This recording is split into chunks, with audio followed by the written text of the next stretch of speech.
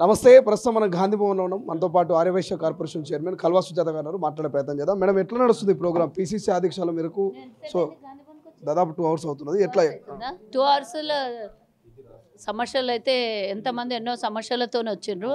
అంటే గత 10 ఏళ్లుగా అస్తవ్యస్తమైనటువంటి సమస్యలు, ఎన్నో సమస్యలు ఉండి పరిష్కారం కానటువంటివి ప్రజాపాలనలో ఒక దిక్కు అటు ప్రగతి భవన్లో, ఇటు ఒక దిక్కు గాంధీ భవన్లో అంటే ఇదివరకు వారంలో 2 రోజులు మంత్రులు వచ్చేది. ఇప్పుడు 10వ తారీఖు నుంచి ప్రతిరోజు 2 చైర్మన్లు, వారంలో ఒకసారి మంత్రులు, ఒకసారి 2 సార్లు మంత్రులు వస్తున్నారు.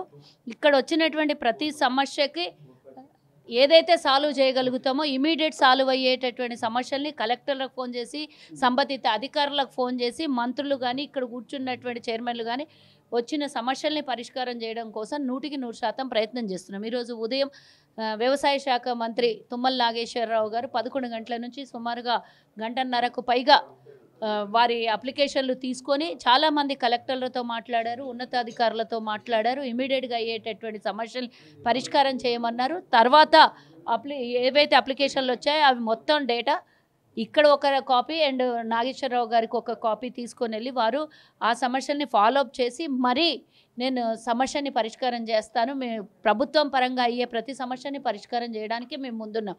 ముఖ్యంగా ఇందిరమ్మ ఇండ్లు, వ్యవసాయ భూమిలో గతంలో ధరణిలో జరిగినటువంటి మోసాలే కానివ్వండి, ఈరోజు భూభారతి ద్వారా సమస్యల్ని పరిష్కారం చేయడం కోసం వ్యవసాయ శాఖ మంత్రి ఎలాగో వచ్చారు.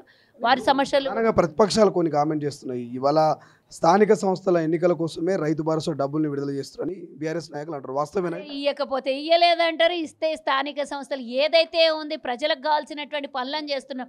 ఇంకా నోటిఫికేషన్ ఎప్పుడు ఇస్తామో అనేది కూడా డేట్ చెప్పలేము మేము.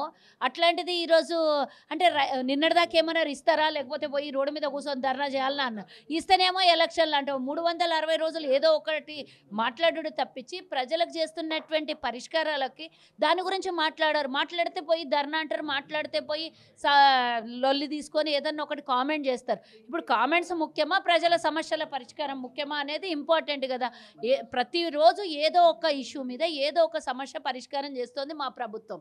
కాబట్టి ఆ పరిష్కారం కోసమే ఈరోజు గాంధీ భవన్లో, ఈరోజు కాదు గత సంవత్సరం కాలం నుంచి అటు ప్రభుత్వం ఏర్పడిన వెరీ నెక్స్ట్ డే నుంచి సమస్యల పరిష్కారాలను చేస్తున్నాం. అందులో భాగంగానే ఈరోజు రైతు బంధు, రైతు భరోసా ఇస్తున్నాం. మేము రైతు భరోసా ఇస్తున్నది మొన్న లాస్ట్ మంత్ కూడా ఇచ్చాం కదా. రైతు భరోసా 4 ఎకరాలలోకి ఇచ్చారు, వాళ్ళది అయిపోయినట్టే. ఇప్పుడు మళ్ళీ కొత్తగా వానాకాలం సీజన్ ఇస్తారు. మీరే వానాకాలం ఇయ్యలేదు అంటారు కదా మొన్నటిదాకా. మరి ఇయ్యలేదంటే ఇస్తేనేమో ఎలక్షన్లు అంటారు, ఇయ్యకపోతేనేమో ఇచ్చిన హామీలు నిలబెట్టుకోలేని అసమర్థ ప్రభుత్వం. ఎండాకాలానికి సంబంధించి 4 ఎకరాల రైతులకు పడ్డాయి, మిగతా రైతులకు పడలేదు. మళ్ళీ అప్పుడే వానాకాలం సీజను రైతులకు ఇస్తారంటే మిగతా వాళ్ళకి వస్తాయా అనేటు ఒక ప్రశ్న కూడా బీఆర్ఎస్ తలెత్తురు.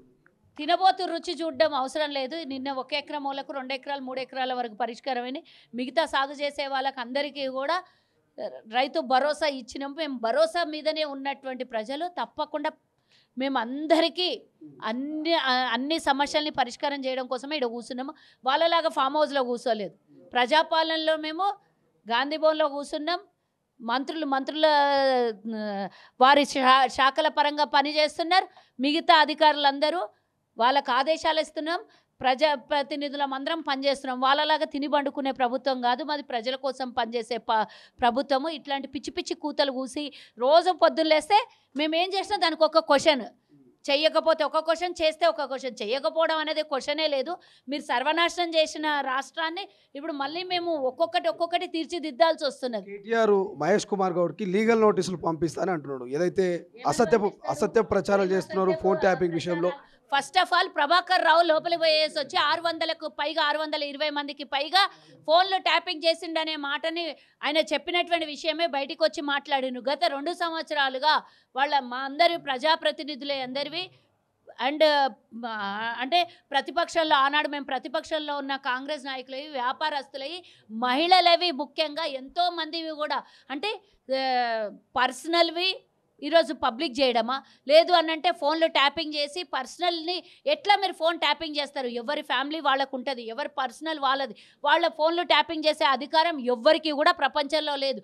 అట్లీస్ట్ 3 days కన్నా ఎక్కువ చేయొద్దు. ఆ తర్వాత చేయాలంటే సెంట్రల్ నుంచి పర్మిషన్లు తెచ్చుకోవాలి.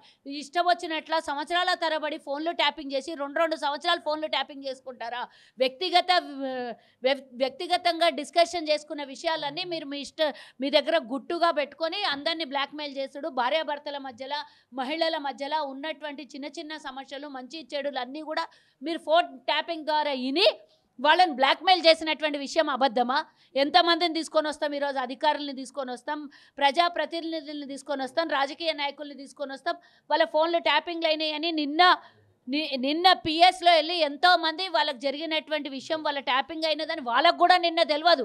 ఎంతోమందికి బయటకు వచ్చిన దాకా మా ఫోన్ ట్యాప్ అయ్యి ఉన్నదని ఇంతవరకు తెలియదు. మేము అందరం భయంతో ఉన్నాం, ఎవరి ఫోన్లు ట్యాపింగ్ అయినాయి, ఎవరు వ్యక్తిగత విషయాలను బయటికి తీసుకొని పోయి ఎవరికేం ఇబ్బంది పెడతారో అనేది. అంటే ఎదురిచ్చినోళ్ళు, ప్రశ్నించినోళ్ళు, లేకపోతే మా కాంగ్రెస్ పార్టీకి ఎవరైనా చిన్న సపోర్ట్ చేసిన వాళ్ళు, వీళ్ళందరి ఫోన్లో ట్యాపింగ్ చేసే అవసరం మీకు వచ్చి ఏం ధైర్యం వచ్చిందని మీరు ఫోన్లో ట్యాపింగ్ చేసిండ్రు? మీరు పంపిస్తా అంటారు కదా నోటీసులు, మేము రెడీగా ఉన్నాం తీసుకొని, కానీ దానికి ఆన్సర్ ఇస్తాం మేము. దాని తర్వాత మీరు తట్టుకునే శక్తి, దమ్ము, ధైర్యం ఉన్నదా? కేటీఆర్కి అడుగుతున్నాం. సిగ్గులేని జన్మకి దొరికిపోతూనే ఉన్నారు. దినం ఒక ఇష్యూలల్లా, దినం ఒక స్కామ్లలో దొరుకుతున్నారు. అయినా సిగ్గులేని దరిద్రం బతుకులకి మళ్ళీ మాకు నోటీసులు పంపిస్తా అంటావు. నోటీసులు వచ్చినాయి, మీ విచారణ కొండే అని అధికారులు చెప్తుంటే మాకు నోటీసులు పంపిస్తాడంట. ఆడ చాలామంది మీడియా సోదరులు నిలబడి ఉన్నారు, ఆడ ఆన్సర్ చెప్పు పోయి.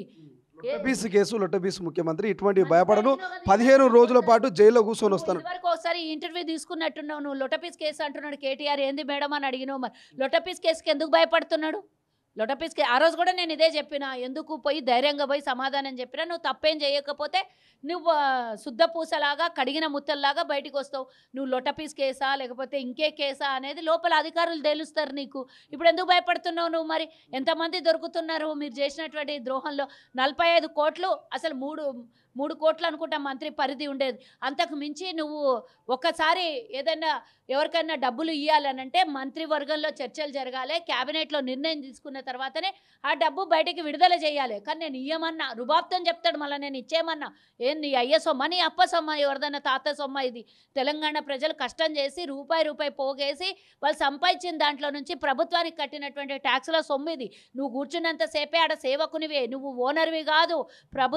ప్రభుత్వం ఉన్నన్ని రోజులు మాత్రమే సేవ చేయడానికి నీకు ఓట్లేసి గెలిపించిండ్రు. కానీ రుబాబ్తో నేను 45 కోట్లు 50 కోట్లు ఇచ్చేయమన్నానికి నీ జాగీర్దార్ కొడుకువా నువ్వు? ఇష్టం వచ్చినట్లే. ఇప్పుడు దానికి సమాధానం చెప్పు అని అంటే లొట్టపీస్ కేసు అంటాడు. లొట్టపీస్ కేసో, లొట్టబోయే కేసో, లోపలికి పోయే కేసో చూపిస్తారు కదా. రేవంత్ రెడ్డి రివాంజ్ పాలిటిక్స్ తీస్తున్నాడు. ఆయన గతంలో 4 రోజులు జైల్లో ఉన్నాడు, మమ్మల్ని కూడా జైల్లో పెట్టాలనుకుంటున్నాడు. సో కేసులకు భయపడము, జైల్లో ఉండడానికి సిద్ధంగా ఉన్నామని చెప్తున్నాడు. సిద్ధంగా ఉన్నాడని ఒప్పుకున్నాడు కదా. లొట్టపీస్ కేసు ఏం కాదు అన్నాడు. జైల్లోకి పోయి రెస్ట్ తీసుకుంటా అన్నాడు. ముఖ్యమంత్రి రేవంత్ రెడ్డి గారు కనుక నీ మీద కక్షపూరితంగానో లేకపోతే ఇంకేదన్నా చెయ్యాలి అనుకుంటే మా ప్రభుత్వం ఏర్పడిన నెక్స్ట్ మినిట్ బయట ఉండకుండ్రి. గతంలో చెప్పినా ఇప్పుడు కూడా చెప్తున్నాం, మేము కక్షపూరితమైనటువంటి రాజకీయం చేయదలుచుకోలేదు. ఏదైనా ప్రభుత్వం ద్వారా, అధికారుల ద్వారా ఏదైతే న్యాయంగా జరుగుతుందో ఆ న్యాయానికి కట్టుబడి ఉన్నాం. ఆ లైన్ మేము క్రాస్ చెయ్యము. వ్యక్తిగత ద్వేషాలు మాకు అవసరం లేదు. అలా చెయ్యాలనుకుంటే ఎప్పుడో, అసలు కుటుంబం కాదు కదా టీఆర్ఎస్లో చేసినటువంటి ప్రతి ఒక్క దొంగలందరూ ఈరోజు జైళ్ళల్లో రూములు, డబుల్ బెడ్రూమ్ ఇళ్ళు కట్టించి ఇప్పుడు పబ్లిక్ ఇచ్చే బదులు వీళ్ళకే ఇవ్వాల్సి వస్తుండే. ముఖ్యమంత్రి గారు కూడా డబుల్ బెడ్రూమ్ అన్నారు కల్వకుంట్ల ఫ్యామిలీకి. ఇప్పుడు ఏమన్నా అరెస్ట్ అయ్యే అవకాశం ఉందా? 4-5 కేసుల విచారణ జరుగుతా ఉన్నాయి మీకున్న ఇన్ఫర్మేషన్ ప్రకారం. 4-5 కాదు, బోల్డ్ అనేవి. నువ్వు చూసినావు కదా కాళేశ్వరం కథ, వాళ్ళ గురించి కథ కంచికి మనం ఇంటికి అన్నట్ల కాళేశ్వరం కథ గురించి మొన్నటిదాకా ఏమాడు, గింత జీరిపోయింది గాదానికే ఎట్లా రిపేర్లు చేస్తే పనికి వస్తుంది అని అన్నారు. మళ్ళీ ఈరోజు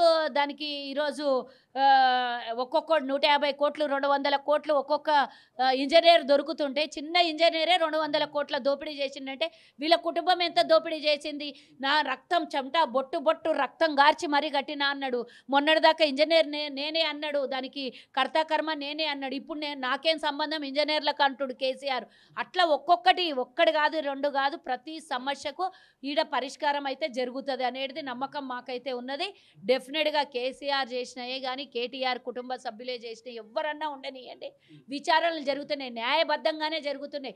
ఎవడు ఎన్ని లొల్లి చేసినా కూడా కేసీఆర్ని లోపలేస్తలేదు కాంగ్రెస్, కేసీఆర్ కుటుంబాన్ని లోపలేస్తలేరు, లాలూచీ పడ్డరు, అది ఇది అని మీరు ఎవ్వరు ఏం మాటలు మాట్లాడినా న్యాయబద్ధంగానే పోతాము. రెచ్చిపోయే మాటలు ఎవడు మాట్లాడినా రెచ్చిపోము. అది న్యాయంగా విచారణ ద్వారా, కోర్టుల ద్వారా, కమిటీ ద్వారా వాళ్ళకు పడాల్సిన శిక్షలు వాళ్ళే వేస్తారు, వాళ్ళే పంపిస్తారు జైలుకి. పక్కా ఇదైతే రాసి పెట్టుకో. కానీ కాంగ్రెస్కి కానీ మా ప్రభుత్వం కానీ వ్యక్తిగతంగా ద్వేషాలు మాకు అవసరం లేదు. వాళ్ళు ఆ రోజు వ్యక్తిగతంగా రేవంత్ రెడ్డి ఎదుగుతున్నాడని భయంతో రేవంత్ రెడ్డిని ఇరికిచ్చి వాళ్ళు జైలుకు పంపించిండ్రు. కానీ మాకు అవసరం లేదు, ఆల్రెడీ ఇరికే ఉన్నావు నువ్వు. తెలంగాణ ప్రజలకు చేసినటువంటి మోసం, లక్షలాది కోట్ల దోపిడీ చేసినావు కాబట్టి నీకు ఎన్నో విచారణలు, నాకు తెలిసి 5 సంవత్సరాలలో ఎన్నో లక్షల విచారణలు జరుగుతాయి అనుకుంటున్నా, లక్షల స్కాములు బయట పడతాయి అని అనుకుంటున్నా నేనైతే. Thank you madam, thank you so much. ప్రపంచంలో ఏ మూల ఏ క్షణం ఏం జరుగుతుందో వేగంగా తెలుసుకోవడానికి తొలి వెలుగు వాట్సాప్ ఛానల్ని ఫాలో చేయండి.